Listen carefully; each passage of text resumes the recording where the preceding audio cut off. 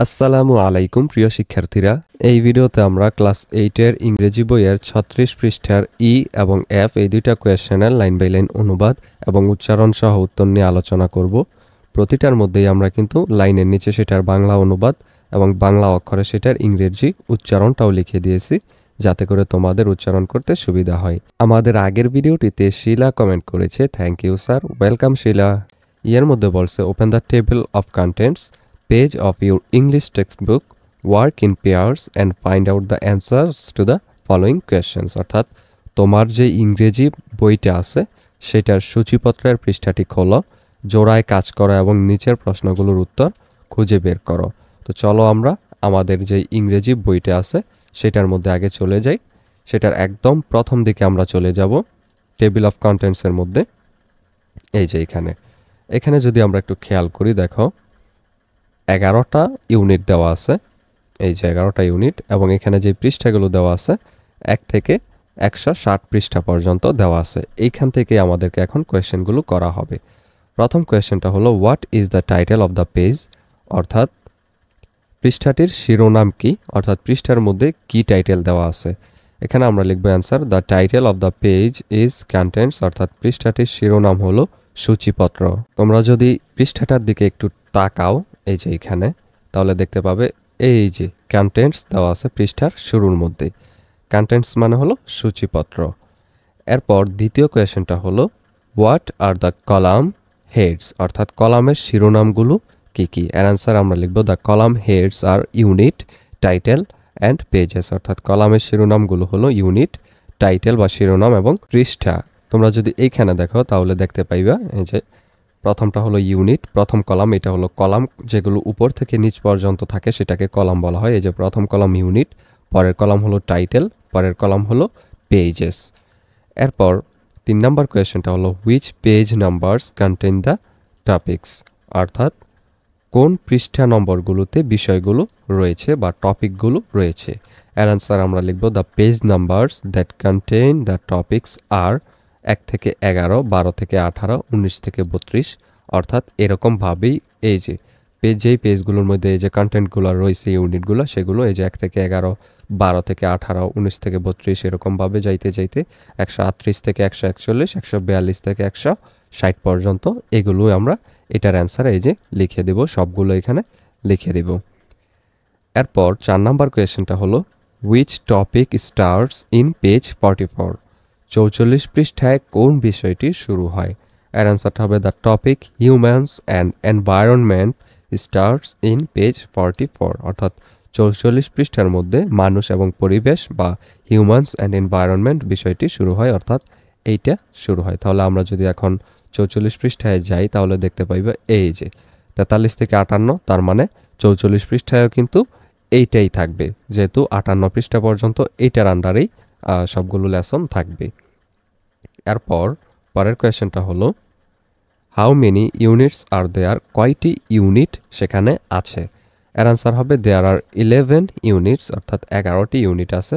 আমরা যদি এইখানে একটু দেখি তাহলে দেখতে পাবো এই যে এখানে 11টা ইউনিট দেওয়া আছে 1 থেকে 11 পর্যন্ত।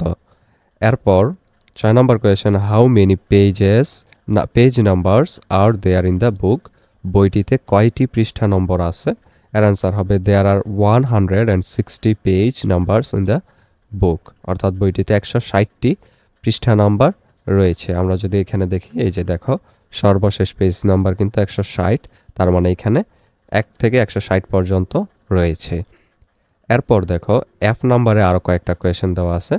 বলছে আমাদেরকে now give information about the following, অর্থাৎ এখন নিম্নলিখিত সম্পর্কে তথ্য দাও। এখানেও আমাদেরকে এইখান থেকেই প্রশ্ন করা হবে।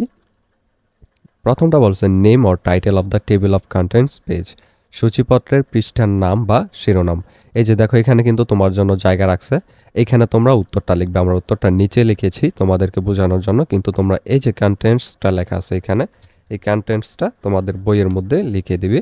যদি স্যার বলে যে বইয়ে পূরণ করতে, এটা বইয়ে পূরণ করার জন্যই মনে হয়, তাহলে তোমরা এখানে এই যে কন্টেন্টস বা সূচিপত্র এই যে উত্তরটা এটা লিখে দিবে এরকমভাবে। এখানে এই যে এরকমভাবে তোমরা এখানে লিখে দিবে। এরপর দ্বিতীয় কোয়েশ্চেনটা হলো এখানে নেম অফ কলাম হেডস, অর্থাৎ কলামের শিরোনামগুলোর নাম। তো এটা তো আমরা দেখেছি ইউনিট, টাইটেল এবং পেজেস, অর্থাৎ ইউনিট, শিরোনাম বা টাইটেল এবং পৃষ্ঠা। এই যে কলামের নামগুলো, প্রথমটা ইউনিট, পরেরটা টাইটেল এবং পরেরটা পেজেস, এইগুলোও তোমরা এই যে 3টা উত্তর, এই 3টা কিন্তু ওইখানে লিখে দিতে পারো, এই যে এইখানে। এরপর নাম্বার অফ ইউনিটস, অর্থাৎ ইউনিটের সংখ্যা। এখানে আমরা দেখতে পেয়েছি যে 11টা ইউনিট রয়েছে, যে 1 থেকে 11 পর্যন্ত 11টা ইউনিট, তাহলে এর অ্যান্সার আমরা লিখব 11 ইউনিট। এরপর টোটাল নাম্বার অফ পেজেস, অর্থাৎ মোট পৃষ্ঠা সংখ্যা, এর অ্যান্সার আমরা লিখব 160 বা 160টি পৃষ্ঠা রয়েছে, এই যে 160 পর্যন্ত। এরপর title of the first unit, প্রথম ইউনিটের শিরোনামটা কি?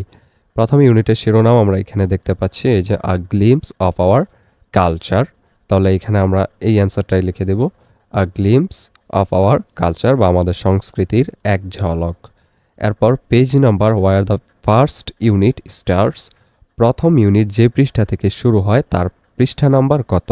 এর অ্যান্সার হবে 1, কারণ আমরা দেখতে পাচ্ছি 1, এই ইউনিট 1টা কিন্তু শুরু হচ্ছে 1 থেকে 11 পর্যন্ত, তাহলে 1 থেকে যেহেতু শুরু হচ্ছে, এর অ্যান্সার আমরা 1 লিখব। Title of the last unit, শেষ ইউনিটের শিরোনামটা কি? এটা হবে উইমেন্স রোল ইন আপরাইজিংস, এই যে এখানে দেখতে পাচ্ছি আমরা ওমেন্স রোল ইন আপরাইজিংস রয়েছে শেষেরটা ইউনিট, তাহলে এটাই উত্তর এটার। এর মানে হলো আন্দোলনে নারীদের ভূমিকা। এরপর position of the page numbers, পৃষ্ঠা নম্বরগুলোর অবস্থানটা কোথায়? এর অ্যান্সার হবে রাইট সাইড, এই যে একদম ডানে তো পেজ নাম্বারগুলো দেওয়া আছে, ডানে যেহেতু, তাই আমরা এখানে লিখব রাইট সাইড বা ডান দিকে। এরপর position of the chapter titles, অধ্যায়ের শিরোনামগুলোর অবস্থান কোথায়? এটার অ্যান্সার হবে মিডল বা মাঝখানে, আমরা দেখতে পাচ্ছি এখানে কিন্তু টাইটেলগুলো মাঝখানে দেওয়া। এরপর আদার্স ইফ এনি, অর্থাৎ অন্য কিছু যদি থাকে সেটাও আমাদেরকে লিখতে বলা হয়েছে। তো অন্য কিছু কিন্তু এই যে 11টা ইউনিট আছে, এটা ছাড়াও কিন্তু এখানে স্যাম্পল কোয়েশ্চেন দেওয়া আছে, অন্যান্য জিনিস 142 থেকে 160 পর্যন্ত, তাই এটার অ্যান্সারে আমরা স্যাম্পল কোয়েশ্চেন লিখে দেবো, এই যে স্যাম্পল কোয়েশ্চেন, এটা হলো উত্তর বা নমুনা প্রশ্ন। এই ভিডিওটা এই পর্যন্তই। পরবর্তী ভিডিওতে আমরা এর পরের যে লেসনটা আছে, লেসন 2 ইউজিং আ ডিকশনারি, এটার এর প্রশ্নগুলোর উত্তর লাইন বাই লাইন অনুবাদ এবং উচ্চারণ সহ আলোচনা করব। সেই ভিডিওটা পেতে হলে অবশ্যই চ্যানেলটিকে সাবস্ক্রাইব করে রেখো।